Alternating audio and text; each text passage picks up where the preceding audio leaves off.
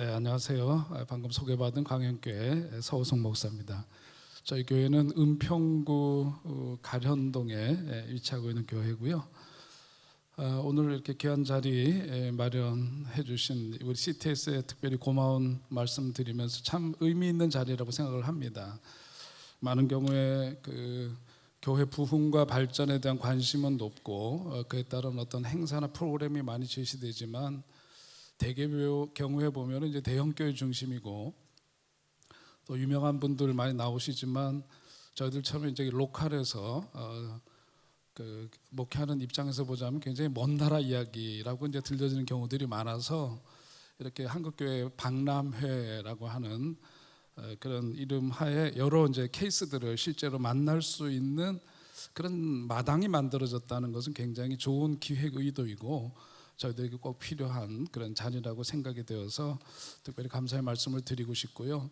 현실적으로 우리 한국 교회에 100명 이하의 교회가 70% 넘는다는 것은 우리가 또 잘 알고 있는 바대로, 그래서 이제 그 교회가 서 있는 그 자리에서 어떻게 어떤 점에서는 서바이벌을 할 건가, 또 지속적인 그런 교회 그 복음 확산을 위해서 어떻게 기여하고 역할을 할 건가, 이런 현실적인 문제에 봉착해 있는데요.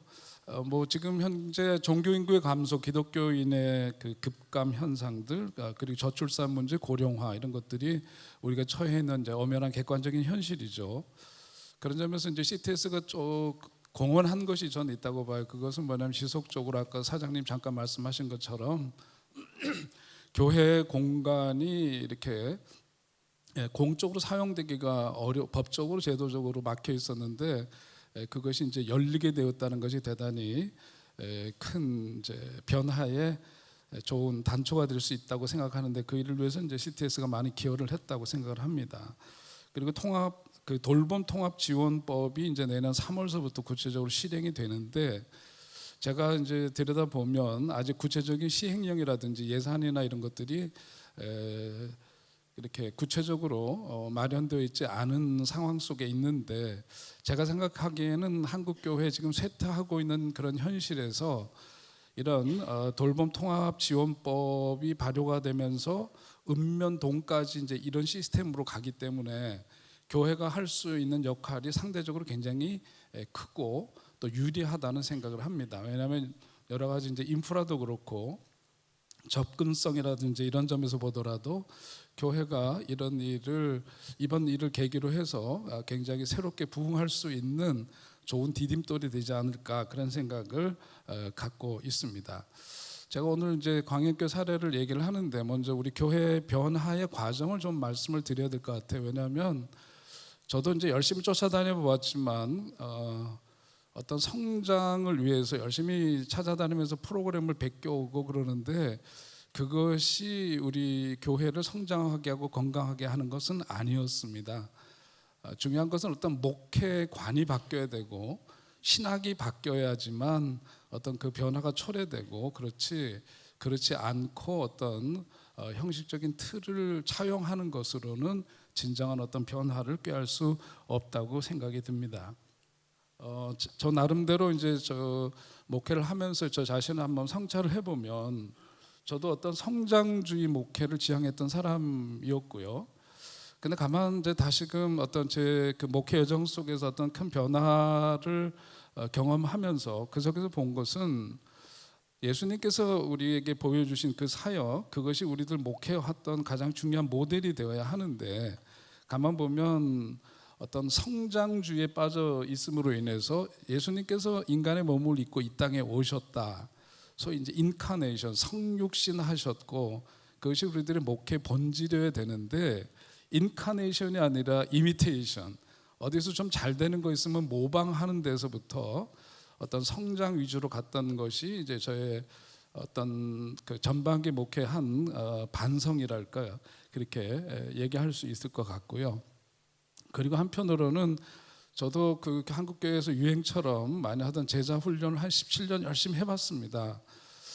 제자 훈련을 열심히 했는데 그 결과는 뭐냐 하면 뭐 이렇게 일반화할 수는 없겠지만 예수님 제자 만드는 게 아니라 목회자의 제자를 만들든지 아니면 어쨌든 본질적으로는 교회 관리 시스템 중에 하나였지 진정한 어떤 그 제자, 예수님의 제자를 만드는 진정한 과정은 아니었다라고 하는 반성이 저에게 있었습니다.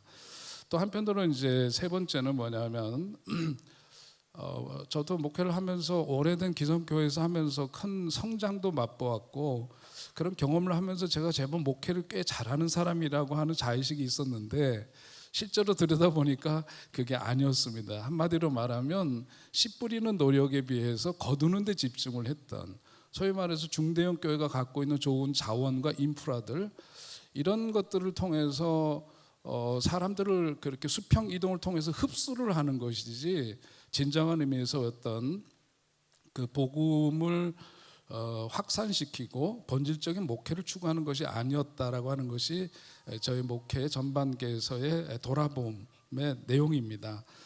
그러면서 이제 새로운 교회로 제가 만 12년, 이제 13년 된 교회, 이제 새롭게 간 교회가 이제 그 정도 제가 목회를 하고 있는데요.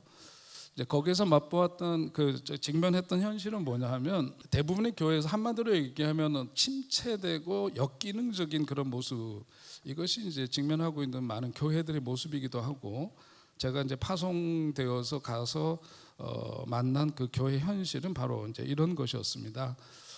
그런 가운데에서 새롭게 이제 제 나름대로 목회 후반기 전반전의 그 성장주의적인 그런 목회에서부터 본질적인 목회 변화를 추구하기 위해서 어떻게 해야 될 건가, 그러면서 갖게 된 이제 네 가지를 말씀을 드리면, 첫째는 뭐냐면 이렇게 메가철치를 지향하던 목회적 관점을 메타철치, 삶의 어떤 성도들 한 사람 한 사람의 개인의 삶의 변화를 추구하는 것으로의 어떤 그런 목회 변화, 그리고 땅끝 선교를 얘기를 하지만 그 땅끝이 항상 해외에 있는 해외 선교 중심으로 가던 그런 관점에서 교회가 서 있는 바로 그 지역 사회가 땅끝이라고 하는 그런 마음을 가지고, 사실은 그렇습니다. 지구는 둥글기 때문에 한 바퀴 삥 돌고 오면은 바로 그 우리 교회가 서 있는 현장이 땅끝일 수 있거든요. 그러니까 교회가 이 동네에서 인심을 못 얻고 동네에서 신뢰와 지지를 받지 않고 해외에서 무슨 건물을 짓고 뭐 하고 이러는 것들이 어떤 점에서는 어떤 의미가 있을까, 저는 그런 점에서 철저하게 마을 중심, 교회가 서 있는 그 마을 중심의 마을 목회를 하겠다는 생각, 그리고 세 번째는 아까 말씀드린 그런 목회적 그 반성 속에서 씨 뿌리는 목회를 해야 되겠다. 결과와 열매는 하나님이 주시는 것이기 때문에 씨 뿌리는 일에 집중하는 것, 그리고 하나는 본질적인 목회를 추구한다는 것은 남들이 하는 거 흉내내는 어떤 그런 상투적인 목회하지 않겠다 하는 것이 이제 제가 새롭게 후반기 목회를 시작하면서 갖게 된 그런 나름의 원칙이었습니다. 그러면서 제가 이제 섬기고 있는 광현교회, 거기서 이제 어떤 그 변화 추구를 통해서 여기까지 왔는가의 과정을 한번 좀 말씀을 드리면, 지금 먼저 사진 보시는 것처럼 이제 기존의 교회가 왼쪽에 있는 그런 모습이었습니다. 그리고 이제 오른쪽에 집이 보이는데 거기에 이제 아동센터가 있었고요, 청소년 센터가 있었고 사무실도 있고 이제 저런 교회였습니다. 그리고 이제 그 교회를 나중에 건축을 할 때 미래 그 교회에 대한 소망을 비행기 종에 적어서 그 비행기로 날리고 그러면서 이제 새로운 이제 그 모습으로 탈바꿈을 하게 되는데, 제가 이제 교회 건축을 이제 하게 된 것은 제가 정직한 내 자신에 대한 그 물음을 했던 것은 뭐냐면 우리 아이들은 다 이미 성장했지만 내가 교회 한 권사라면, 그리고 우리 아이가 초등학교를 다니고 중학교를 다닌다면 우리 아이를 교회 기쁜 마음으로 보낼 수 있을까? 그리고 우리 아이들은 또 어떻게 생각할까? 이런 걸 생각하니까 어떤 그 환경적인 것들이 너무 열악하고, 사실 이제 본당이 지하실에 있는데 들어가면 좀 물비린내가 좀 나고 뭐 여러 가지 하여튼 환경이나 이런 것들이 이런 상태에서는 뭔가 그 아이들에게 적절한 환경을 제공하기 어렵다는 것은 자명한 일이었고, 저 자신에게도 참 그건 기쁜 일일 수 없는 그런 환경이었습니다. 이제 그러면서 가장 이제 그 파송을 받아서 그 다음에 이제 한 일이, 우선 이제 새로운 목회자를 만났기 때문에 우리 교인들하고 네, 이렇게 이제 그 건축을 통해서 저런 이제 변화가 있었어요. 여기서 보면 가장 먼저는 어떤 그 교인들에게 있어서 거룩한 자화상의 회복이 필요하다고 생각합니다. 왜냐하면 이제 교회가 침체되어 있고 역기능적인 교회의 특징은 뭐냐면 교회를 다니면서 뭔가 좀 그 자기 교회에 대한 자부심 이런 것들이 있어야 되는데 이제 이런 것들이 좀 허약하죠. 처음 단계에서는. 그러니까 가장 먼저는 이제 목회자와 성도 간의 트러스트 빌드업, 일종의 신뢰가 형성이 되고 이러면서 그 어떤 그 라퍼 형성이라 그러죠. 상담에서 어떤 그런 친밀감, 신뢰감 이런 것들이 회복이 되고 우리 자신을 바라볼 때나 교회를 바라볼 때 내가 갖고 있는 고정된 시선이 아니라 하나님의 관점, 주님께서 어떤 눈과 시선으로 바라볼 건가 하는 것에 대한 관점의 변화가 필요했습니다. 이런 것이 이제 처음에 가서 이제 제가 갖고 있는 그 목회적인 생각에서의 시도였고요. 그리고 이제 그러면서 사역을 통해서 자신감을 회복하는데 어떻게 하느냐, 이것은 경험을 통해서 쌓여져야 되는데 좀 표현이 어떨지 모르지만 교인들이 함께 사역을 하면서 승리의 경험을 쌓아가는 경험이 참 중요하다고 여겨집니다. 그래서 이제 바자회를 하는데 목적이 있는 바자회를 하는 거죠. 물론 목적이 없는 바자회는 없겠습니다만은 통일 시대를 준비하면서 차세대의 어떤 그 배움과 또 열린 눈을 경험할 수 있는 그런 자리, 비전 트립을 한다든지 이런 것들을 제공하기 위해서 의미 있는 바자회를 해보자. 그래서 바자회를 했는데 그 이전에 바자회를 했을 때 수익금이 한 150만 원 정도 됐답니다. 근데 우리가 저런 이제 거룩한 뜻을 가지고 함께 힘을 모으니까 그때 그 수익금이 1,000만 원이 넘었어요. 좀 놀래주시고 그래 주시면 좋겠는데, 그랬더니 이제 교인들 내면 속에서 뭐냐, 우리 같은 교인들인데 뭐가 되네, 이제 이런 분위기들이 있는 거죠. 자신감이 이제 생기기 시작하고, 제가 이제 목회를 하면서 보면은요, 우리 여기 이제 평신도분들 많이 계시겠습니다만은 저희들이 어렵더라도 의미 있고 뜻깊은 일에는 지갑을 열게 되어 있습니다. 그러니까 우리 헌신이라는 것이 정말 그 오늘 내가 좀 그 힘들고 어렵더라도 의미 있고 보람 있고 하나님이 원하시는 일이라면은 기꺼이 우리는 헌신할 수 있는, 그게 이제 우리 교인들이라고 생각을 합니다. 이제 이런 변화들을 경험을 하는 거죠. 그러면서 사역을 통해서 자신감을 회복하고 그러면서 어떤 거기에 더불어서 외적인 사역을 통해서의 승리의 경험으로 끝나면 안 되고, 그것은 한편으로는 내적인 영적인 포만감이라고 할 수 있겠죠. 그런 어떤 영적인 공급, 내면에서의 내적인 경건을 격려하고 붙돋는 그런 일들, 이런 것들이 이제 첫 번째 단계에서 어떤 변화라고 할 수 있겠습니다. 그러면서 이제 교인들하고 이제 목회자의 관계 속에서 이게 뭐냐면 항상 이제 일방적이거나 또 소통이 되지 않으면 힘을 모으기가 어렵지 않습니까? 근데 이제 저는 목회 수상을 통해서 두 가지 뜻에서 저걸 시작했는데, 매주일마다 A4 용지로 그 한 페이지 3분의 1 정도의 분량을 억지로라도 씁니다. 그것은 저 자신을 위해서 목회적인 돌아봄을 위해서 쓰는 거고요. 한 주간의 저의 목회에 대한 리플렉션이에요. 돌아봄이고, 또 한편으로는 목사가 무슨 생각을 갖고 있는지를 우리 교인들한테 전달하고 이해시킬 필요가 있고, 그래서 이제 매주마다 글쟁이도 아니지만 억지로라도 이제 글을 쓰면서 목회 수상을 이제 매주일마다 주보에 싣는 겁니다. 그러면서 영적인 포만감을 붙돋는 일과 더불어서 이제 이런 걸 하고 그러면서 건축으로 보자면 아까 앞에서 했던 작업이 치워지고 정리되지 않으면 안 되는 것들을 정리하고, 건축을 위해서는 그런 정리 작업이 필요하지 않습니까? 이제 그걸 하고 그다음에 뭐냐면은 건축을 하려면 터파기를 해야 되는 것처럼, 그러면서 이제 한 것이 우리 교회가 이제 해야 될 게 뭐냐? 교회 존재의 목적이 뭐냐? 가장 중요한 것은 누가복음 4장 18절로 19절에서 예수님이 말씀하시고 공생의 사역을 시작하시면서 선포했던 바로 그 대강령이죠. 뭐 그 성경 말씀 잘 아실 줄 압니다만은 이제 그렇게 하면서 여러분 이제 보통 교회에서도 많이 요즘은 이제 적시하고 있는 것처럼 존재 목적이 뭐냐. 그래서 사명이 뭐고 핵심 가치 이런 것들 보통 교회에서도 다 이렇게 제시하고 있는 건데요. 한 가지만 더 저는 설명을 좀 하고 싶은 거는 뭐냐면 교회 중점 원리입니다. 이게 이제 저희 교회 로고거든요. 여기서 보는 것처럼 파란색, 빨간색, 초록색 그리고 가운데 십자가인데 저게 하나하나가 뭐냐면 H자, 영어로 H의 그 자를 의미하는데요. 첫째는 뭐냐면 바른 교리. 바른 교리를 의미할 때 그 뭐냐면 헤드죠, 헤드. 말씀과 교육 중심의 그런 것을 의미하고요. 그 다음에 건강한 영성, heart. 그래서 그 H자입니다. 예배, 전도, 훈련 여기 해당되고 건강한 영성, 바른 교리 그리고 나눔과 섬김의 실천, 그건 hand죠. 그래서 head, heart 그리고 hand 이렇게 세 가지 H를 형상화해서 예수님 중심, 십자가 중심의 그 교회, 사역 이것을 이제 그렇게 로고로 저렇게 표현을 한 겁니다.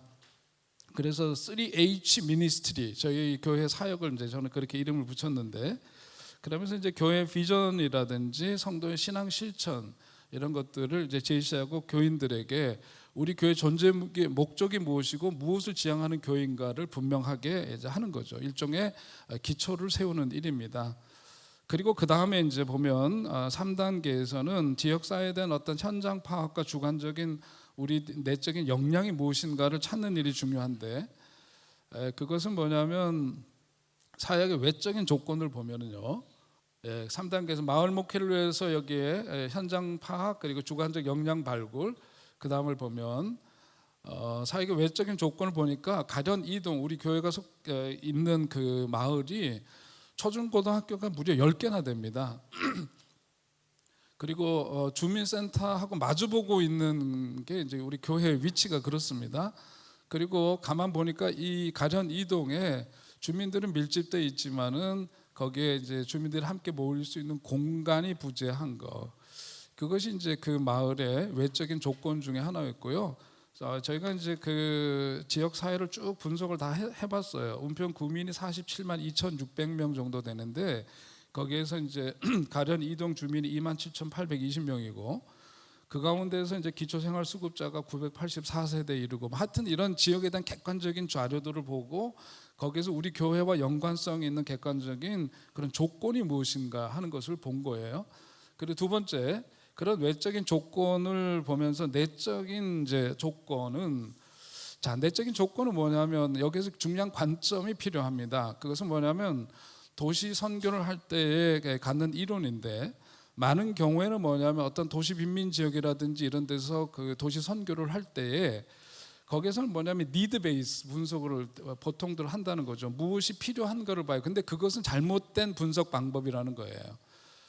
왜냐하면 도시 빈민 지역에 가면 뭐도 없고 없는 거 투생인데 그 없는 거를 자꾸 찾아봐서 뭐 하느냐 말이죠. 중요한 것은 뭐냐면 에셋 베이스. 우리들이 지금 갖고 있는 게 뭐냐? 우리가 갖고 있는 자산이 무엇인가? 그것을 이제 집중해서 보는 것이 더 중요하다라고 하는 겁니다. 그래서 그 다음에 보면 이런 관점에서 보니까 우리 교회가 갖고 있는 소위 자산이 뭔가를 보니까 사람이에요. 결국은 헌신적인 성도들 그게 가장 중요한 자산입니다. 그리고 보니까 기존의 열악한 환경 속에서도 해내고 있는 지역 아동센터가 있었고요. 또 교회와 그 학교라든지 또 주민센터하고 이런 접근성이 좋은 곳 이것도 이제 우리들이 하나의 자산이라고 할 수 있겠죠. 이런 것을 이제 우리의 자산으로 여기면서 그 다음에 이제 단계에서는 4단계로 가면 이제 부흥의 문화를 만들어야 돼. 아까 얘기했던 것처럼 승리의 경험들이 쌓이고 그러면서 교회가 목적 지향적인 교회를 이렇게 가면서 예배를 통한 은혜 체험이라든지 사역을 통한 작은 성공의 기쁨을 축적한다든지 교회에 대한 자긍심을 높이는 일들 이런 일들을 이제 하고 부흥의 문화를 만드는 겁니다. 그러면서 우리가 바라고 원하는 교회가 아니라 수련회를 통해서 교회 비전을 공유한 것은 뭐냐면 하나님이 우리 교회를 향해서 갖고 계신 기대와 꿈이 무엇일까를 생각하는 거예요. 많은 경우에 저도 이제 전반기 목회에서는 내가 어떤 목회 철학을 가지고 이렇게 해보리라 그랬는데 목회 후반전에 들어서서는 제가 이렇게 해보겠다는 목회가 아니라 뭐냐면 우리가 서 있는 그 현장 속에서 무엇이 필요하고 하나님이 원하시는 것이 무엇이고 그것을 이제 찾는 겁니다. 현장 중심으로 사고를 전환하는 게 필요하죠. 그래서 수련회 동안 2박 3일 동안 우리 전 교인들이 모여가지고 하나님이 기대하시고 꿈꾸시는 교회는 어떤 교회일까? 성경에서 말씀하고 있는 말씀을 토대로 해서 교회의 본질적인 사명을 생각할 때 어떤 교회를 원하실까에 대한 이야기를 꿈을 펼치고 그 마음을 함께 모으는 일들을 한 거죠. 그것이 이제 교회 부흥의 어떤 새로운 그 터닝 포인트가 될 수 있었다고 생각을 합니다. 그러면서 이제 나름대로 거룩한 부담을 갖게 되죠. 왜냐하면 건축이라고 하는 게 그냥 건축이 아니라 이런 꿈과 소망을 담아내는 그릇이기 때문에 이것은 사실 참 쉬운 일이 아니에요. 그래서 저희들이 많은 교회들이 건축을 할 때 의결을 합니다. 전교인 100% 다 동의해가지고 건축을 하는 것이 보통 교회 모습인데 저희는 자유 토론을 하니까요. 45대 55인가로 교회를 새로 짓자는 쪽으로 55% 동의, 45% 반대. 그리고 제가 전에 있던 교회에서 함께 오셨던 분이 시내 모 은행, 대표적인 모 은행의 리스크 관리 책임자였습니다. 그분이 IMF 때도 그 거대한 은행의 리스크를 관리했던 전문가인데 그분이 저한테 조언하기를, 교회에다 조언하기를 뭐냐면 우리 교회 여러 가지 재정 상황이라든지 이런 걸 볼 때 리노베이션을 해야 됩니다. 새롭게 건축하는 건 안 됩니다. 재정적 부담이 너무 크고 그래서 10억 범위 내에서 해야지만 재정적 부담이 없고 리노베이션을 해서 추구하는 목회를 하는 게 좋겠습니다 하는 것이 전문가의 진단이었어요.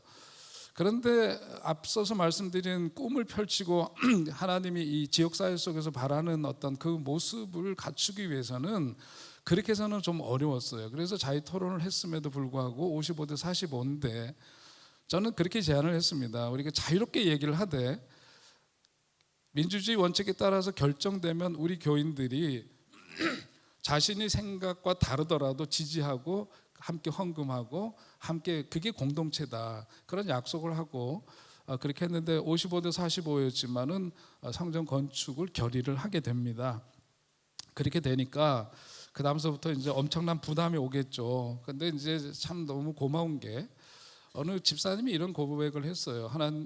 목사님, 제가 어려서부터 이 교회를 다녔는데 제가 아직 우리 집은 없지만 하나님의 집을 세우고 우리가 이러한 위대한 꿈을 가질 수 있다는 것이 너무 감사하고 그래서 저는 아직 내 집은 없지만 이 교회 건축을 위해서 작정을 하겠습니다. 그리고 1억을 작정을 했어요. 그분뿐만 아니라 여러 교회 중진들이 어렵지만 그런 그 헌신의 결단들을 합니다. 그리고 어느 이제 원로 장로님 가정에서는 노후에 이제 쓰실 계획이고 앞으로 이제 갖고 있는 땅이 수용이 되면은 이제 헌금을 하겠다는 전제하에서 20억을 약속을 하셨어요. 놀래주시기 바랍니다. 이게 참 어렵습니다. 전 앞에서 원론적인 얘기했지만요, 돈 없이 목회 못해요. 네, 현실이에요. 그래서 마을 목회도 뭐냐면 국가 지원이라든 여러 가지를 실현 가능한 형태로 만들어내지 않으면 뜬구름 잡는 얘기 갖고 목회 절대로 그냥 안 됩니다. 아무튼 그래서 교인들이 그래 아프게 헌금을 드린 거예요. 아프게 헌금을 드리면서 교인 수라든지 또 제가 갔을 때 뭐 이런저런 이유 때문에 재정이 거의 고갈된 상태였습니다만은 무모한 좋게 얘기하면 세상이 감당치 못할 이제 일을 이제 벌이게 된 겁니다. 자, 그러면서 이 건축에 대한 이런 이해가 필요하다고 봐요. 처음에는 뭐냐면 건축이 교회 건물이 세워지지만 그 이전에 우리 마음속에 성소가 세워져야 된다라고 하는 거예요. 교인들 마음 가운데 지성소가 세워지지 않으면 우리들이 어떤 그 껍데기 일에 몰두를 하게 되는 거죠.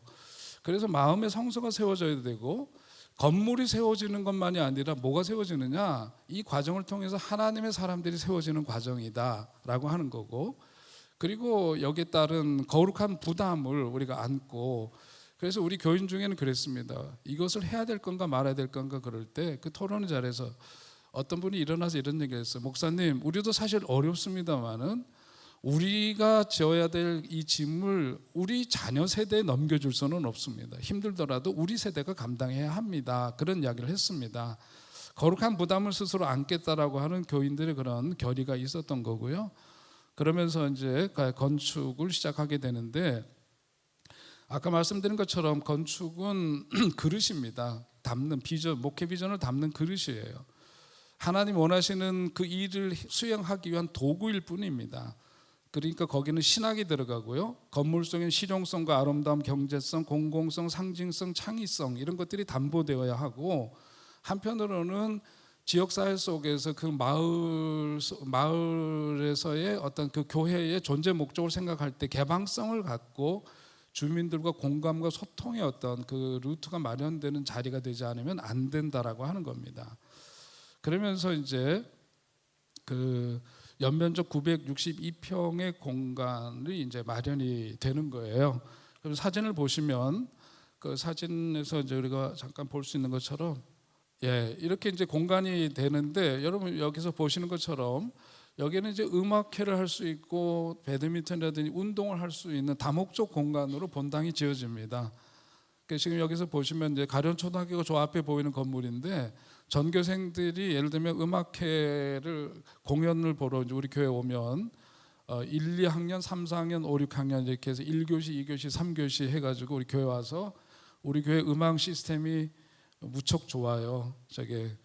저는 1억 미만 7천만 원, 8천만 원짜리로 하자 그러니까 우리 건축위원장님이 한 번 하면 오래 쓰고 좋은 거 해야 합니다. 그래가지고 저게 다 빚인데 좋은 시스템을 했더니 오는 뮤지션마다 너무 좋다고 합니다. 그래서 아무튼 저렇게 잘 여러 가지 용도로 이렇게 활용이 되는 공간이 만들어지게 된 거죠. 저는 사실은 건물 외벽에다가 암벽 등반도 하려고 그것도 하려고 했는데 주차장하고 여러 가지가 너무 이제 복잡해서 그것은 못했습니다만은, 이제 건물 전체를 보자면 이렇게 이제 실용도 높은 건물을 이제 짓게 되는 거죠. 그래서 교육사역으로는 주일이면 교회 학교하고 교인들의 이제 소그룹 활동이 이루어집니다. 그리고 주중에는 이제 어린이집, 지역아동센터, 청소년센터 이런 거가 이제 거기서 이루어지게 되죠. 여기서 이루어지 최근의 사진들입니다. 우리 국가 유공자들 위한 마을 행사, 마을 총회 뭐 이런 거 다 우리 교회에서. 그러니까 지역 사회에서 우리 교회가 가령 이동에서는 그냥 주민센터가 행정만 거기서 하지 활동은 우리 교회, 그러니까 진짜 센터죠. 그런 센터 역할을 하고 있는 겁니다. 그래서 공간 활용으로 보자면 그 다음에 이제 보시면은요, 주중에는 그런 센터가 운영이 되고 있고, 주말이면은 지역사회 어린이들을 위한 토요 무지개 학교, 이제 이런 외적인 아우리치 프로그램들이 이루어집니다.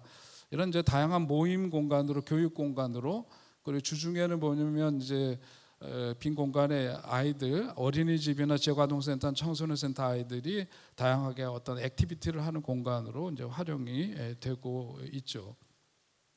자, 그러면서 이제 문화사역의 측면에서 보자면은, 처음에 저희들이 그 이제 지역아동센터 오케스트라가 있었어요. 그것은 이제 베네수엘라의 엘 시스테마라고 있습니다. 거기에서 나온 배출된 그 대표적인 사람이 그 로스앤젤레스 필하모닉 그 오케스트라의 지휘자죠.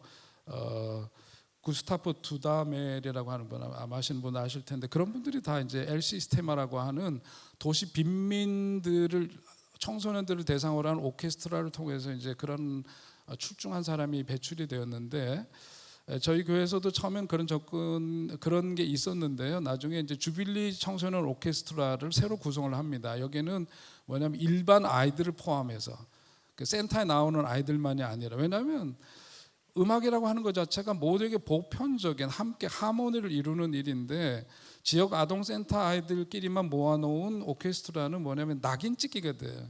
좀 어려운 아이들이 모여서 뭐 이렇게 하는 이제 이런 인식을 줄 수가 있어요. 그러니까 요즘은 이제 지역아동센터의 구성원 자체가 경제적으로 어려운 아이들만 오는 게 아닙니다. 일반 아이들이 오고 그러는데, 아무튼 그래서 주빌리 청소년 오케스트라를 구성을 했는데, 이거가 처음엔 교회가 자국 역할을 하죠. 이것이 잉태되고 만들어져 가는데 돈을 투자를 합니다. 근데 카페를 만들어서 카페에서 그 발생되는 수익들을 다 그런 데다가 쏟아붓는 거예요. 그렇게 해서 운영을 하면서 저도 우리 가련 이동의 지역사회보장협의체 위원이고 우리 교인들 중에서는 주민자치위원회 여러 사람들이 들어가 있어요. 그래서 각 분과에서 활동들을 합니다. 그러면서 우리 오케스트라 단장을 맡고 있는 권사님이 주민자치위원회에서 이 분과를 또 책임 맡는 분이고, 그러면서 뭐냐면 주민들이 이 오케스트라를 섬기는 쪽으로 이렇게 조금씩 이렇게 인볼브를 시키는 거예요. 그래서 나중에 어떤 결과가 오느냐면 청소년 오케스트라 자체가 뭐냐면 우리 교회가 자궁 역할을 하고 연습도 토요일마다 우리 교회에서 하고 모든 운영이 그렇게 이루어지지만 단장은 우리 교인이지만 거기에서 이런 스태프나 이런 분들은 주민자치위원들이 같이 와서 동네 일이 된 거예요. 그러면서 주민 사업으로 선정이 됩니다. 그러면 1년에 한 1,000만 원씩 지원을 받게 되거든요.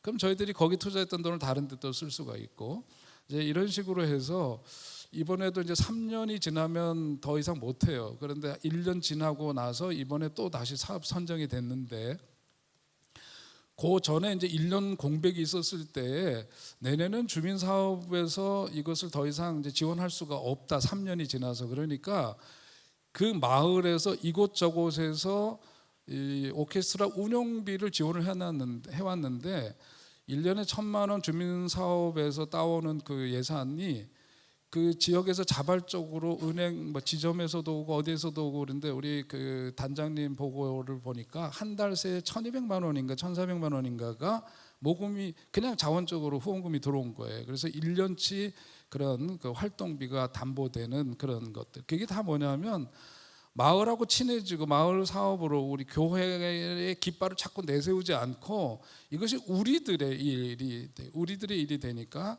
이제 그런 점에서 여러 가지로 이제 좋은 선순환이 이루어지는 것을 보게 되는 거죠.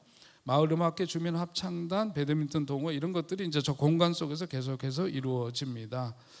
자, 그리고 이제 우리가 하고 있는 일이 이런 지역아동센터, 청소년센터, 어린이집뿐만 아니라 녹번 종합사회복지관을 어렵지만 재정적으로 지정 후원하는 이제 기관으로 사회복지재단 감리교 거기에서 이제 그 교회가 우리 교회가 이제 그 지정 기관으로 해서 그 일을 함께 하고요. 외국인 주민센터도 우리 교회가 이제 지정 후원 기관으로서 이제 함께 연대해서 사업을 합니다. 그러니까 오늘 이제 시간이 다 돼서 말씀을 드리면 끝으로 교회 크기라고 하는 것은 결국은 영향력의 크기라고 할 수 있고 이런 그 지역 사회 속에서 뿌리를 내리면서 이렇게 하면은 마을이 이런 사업들을 함께 지원하게 되고 이런 선순환이 이루어진다라고 하는 거죠. 그러면서 우리 교인들의 생각이 아직도 여전히 그 갚아야 될 대출금이 제법 있지만은 그러나 우리는 은행에다가 매월마다 대출금 갚는다고 생각하지 않습니다. 왜냐하면 우리 코로나 팬데믹 때도 거의 뭐 밤 10시서부터 새벽기도 시간을 제외하고는 온 공간이 늘 아이들 소리가 끊이지 않는 교회다 보니까 대출금을 갚는 게 아니라 우리는 선교비를 지출한다 하는 마인드를 갖고 우리 교인들이 헌신들을 하고 있습니다. 그리고 유급 직원이 없어요. 우리는 이제 목회자들 외에는 모든 관리를 자원해서 하고 또 이제 우리 공익 지원 지역아동센터 이런 데 나온 이제 공익 사회복무요원들도 있고 그러니까 어쨌든 시스템을 통해서 이런 재정 지출에 이런 데 있어서는 아주 그렇게 하고 있기 때문에 유급 직원이 없이 962평의 건물이 관리되고 있다. 그러면서 저는 끝으로 여러 가지로 많은 도전이 있지만 교회야말로 여전히 세상을 구원할 소망이 있는 가장 귀한 곳이다. 그 말씀 드리고 싶습니다. 감사합니다.